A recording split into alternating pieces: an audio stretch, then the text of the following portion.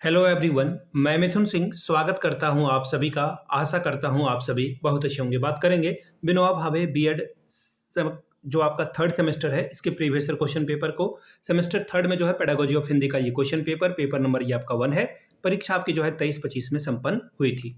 आगे बढ़े उससे पहले मैं आपको बता दूं, पिछले विगत 5 वर्षों के प्रीवियस ईयर क्वेश्चन पेपर आपको 49 रुपये में प्रोवाइड कर दिए जाएंगे ताकि आप अपनी तैयारी ठीक ढंग से कर पाएं। दूसरी बात, 199 रुपये में आपको सजेशन प्रोवाइड कर दिया जाएगा ताकि आप जो है अपने सारे प्रॉब्लम को जो है क्रिएट को ठीक से कर पाएं। यहाँ पे जो क्वेश्चन है इंपॉर्टेंट क्वेश्चन वो आपको आंसर के साथ प्रोवाइड कर दिया जाता है, इसे ही सजेशन कहा जाता है। इसमें आपका PYQ फ्री ऑफ कॉस्ट आ जाएगा। सजेशन देखिए तैयार होता है पिछले 10 साल के PYQ के अनुसार, और इससे जो सवाल है बार बार जो रिपीट हो रहे हैं या 2 या 3 सालों में रिपीट होते हैं या आते हैं उनको यहाँ पर ऐड किया जाता है। दूसरी बात, आपका जो लेटेस्ट एग्जाम पैटर्न है, हाल के 1-2 सालों में सवाल पूछने का तरीका बदला है, हम लोग उसे भी जो है अपने दिमाग में रखते हैं और उन क्वेश्चन को चुनते हैं। तीसरी बात, आपका सिलेबस क्या कहता है, सिलेबस में कौन से टॉपिक हैं उसको ध्यान में रखा जाता है। चौथी और आखिरी बात, मेरा खुद का एक्सपीरियंस, मैंने BEd एमएड कर रखा है और पिछले 2-3 सालों से अलग अलग यूनिवर्सिटीज़ में सजेशन देने का काम मैं कर रहा हूँ। झारखंड की अगर मैं बात करूँ तो रांची यूनिवर्सिटी, BBMKU, सिद्धू कानू मुर्मू, नीलांबर पीताम्बर, कोल्हान हो, विनोबा भावे हो,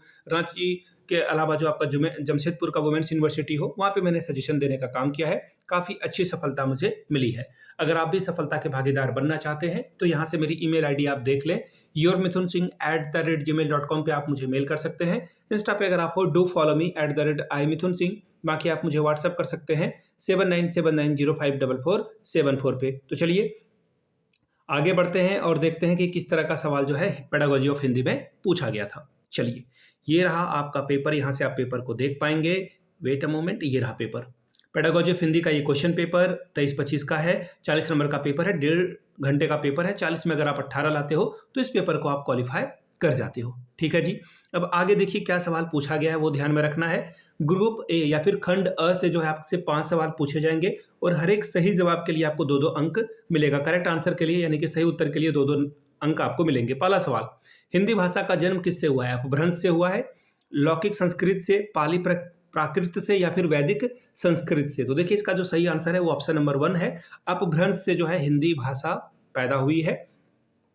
अब थोड़ा इसे डिटेल में हम लोग जान लेते हैं कि ऐसा ये हुआ क्यों। ठीक है, हिंदी भाषा का विकास देखिए क्रमिक रूप से हुआ है ना, असेंडिंग ऑर्डर में ऐसा समझ सकते हो। सबसे पहले संस्कृत, फिर पाली, प्राकृत और अंत में अपभ्रंश से जो है आधुनिक हिंदी का जन्म हुआ है। सबसे पहले किससे हुआ है? संस्कृत से ही जो है हिंदी भाषा पैदा हुई है। संस्कृत से, फिर ये संस्कृत के बाद कहाँ गया? पाली में, और गौतम बुद्ध की शिक्षा वगैरह जो है पाली में हुई थी।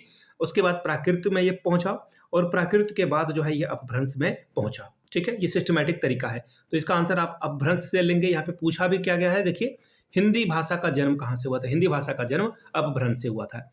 अगला सवाल देखिए क्या है, भाषाई ज्ञान का मूल्यांकन होता है कैसे? देखिए भाषाई ज्ञान का अगर आपको मूल्यांकन करना है तो आप बच्चे को केवल लिखित भाषा से नहीं, कोई जो है बहुत सारे फॉरेनर जो है हिंदी बोल लेते हैं लेकिन वो लिख नहीं पाते, तो मात्र लिखने या मात्र बोलने से नहीं होगा, बल्कि आप जब दोनों को ठीक ढंग से कर पाएंगे तो वो सबसे बेहतर तरीका है, यानी कि लिखित एवं मौखिक दोनों परीक्षा के माध्यम से। तीसरा सवाल, निम्नलिखित कथन के संदर्भ में कौन सा विकल्प सही नहीं है? कविता, गीत एवं मंत्र वो तरीके हैं जिनसे बच्चे शब्द और वाक्य रचना रटते हैं। देखिए रटने वाली बात को कभी भी आप जो है सीरियसली मत लीजिएगा। सीटेट में भी जो है रटने वाले बात से आप दूर भागेंगे। अगला है उच्चारण का अभ्यास करते हैं। ठीक है, ये अच्छा लग रहा है लेकिन इसे हम लोग आंसर नहीं मानेंगे, हम लोग और भी ऑप्शंस को जो है एक्सप्लोर करेंगे। अगला है विषय वस्तु के माध्यम से व्याकरण सीखते हैं, और चौथा है शब्द जो संपदा है उसको बढ़ाते हैं। तो देखिए इसका जो आंसर हो जाएगा वो क्या हो जाएगा? विषय वस्तु के माध्यम से व्याकरण सीखते हैं। ठीक है, ये आंसर आपका जो है ऑप्शन नंबर 3 सही होगा।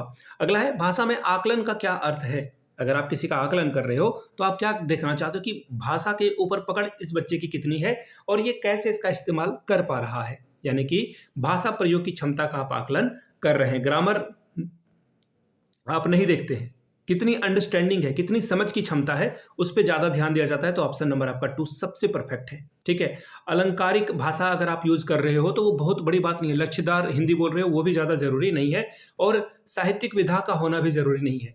कहने का मतलब है कि आप कहाँ पर क्या बोलना है, अगर आप सरल वाक्य में भी उसका आंसर देते हो तो ये बड़ी बात है।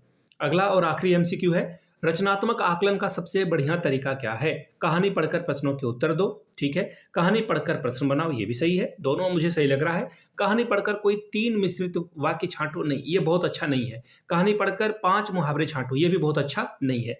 अब देखिए ये 2 आंसर आपको दिख रहा होगा। ठीक है, कहानी पढ़कर प्रश्न का उत्तर तो कोई भी दे सकता है कि एक किसान के 3 पुत्र थे, तीनों आपस में झगड़ रहे थे और फिर बाद में जो है लकड़ी की गट्ठर वगैरह की कहानी आपने पढ़ रही होगी।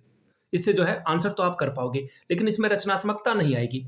रचनात्मकता बढ़ाने का तरीका क्या है? कहानी पढ़कर आप बच्चे से खुद सवाल पूछने के लिए जो है मजबूर करोगे, बच्चा खुद क्वेश्चन बनाएगा, तो ये बड़ी बात है। ऑप्शन 2 आपका सही होगा। ठीक है जी, चलिए अब हम लोग पहुंचेंगे कहां पर? अब पहुंचेंगे हम लोग ग्रुप बी में। ग्रुप बी में देखिए 2 सवाल आपसे पूछ लिया जाएगा 5-5 अंकों का।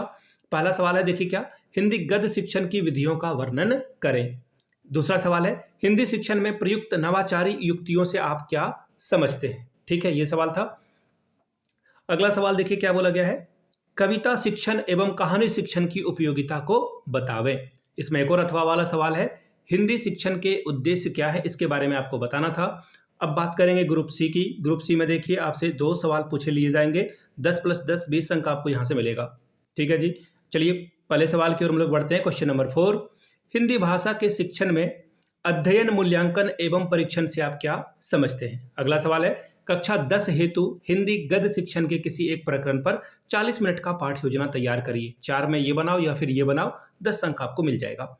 अगला सवाल देखिए क्या बोला गया है, हिंदी भाषा शिक्षण में उपचारात्मक शिक्षण के उद्देश्य और इसकी प्रविधियों की चर्चा करें। अगला सवाल, हिंदी भाषा अधिगम के गुणवत्ता सुधार हेतु क्रियात्मक अनुसंधान की योजनाओं का निर्माण किस प्रकार किया जा सकता है, इसकी विस्तृत से चर्चा कीजिए। तो ये था आपका हिंदी पेडागोजी का क्वेश्चन पेपर, जो कि 23-25 सेशन का था। अगर आपको पिछले 5 साल का PYQ चाहिए तो ये आपको 49 रुपये में, अगर आपको सजेशन चाहिए तो 199 रुपये में आपको प्रोवाइड कर दिया जाएगा। यहाँ से मेरी ईमेल आईडी आप देख लें, yourmithunsingh@gmail.com पे आप मुझे मेल कर सकते हैं। इंस्टा पे अगर आप हो, डू फॉलो मी @imithunsingh, बाकी आप मुझे व्हाट्सअप कर सकते हैं 7979054474 पे। वीडियो को आपने यहाँ तक देखा, प्यार दिया, इसके लिए आप सभी का बहुत बहुत शुक्रिया। Have a good day.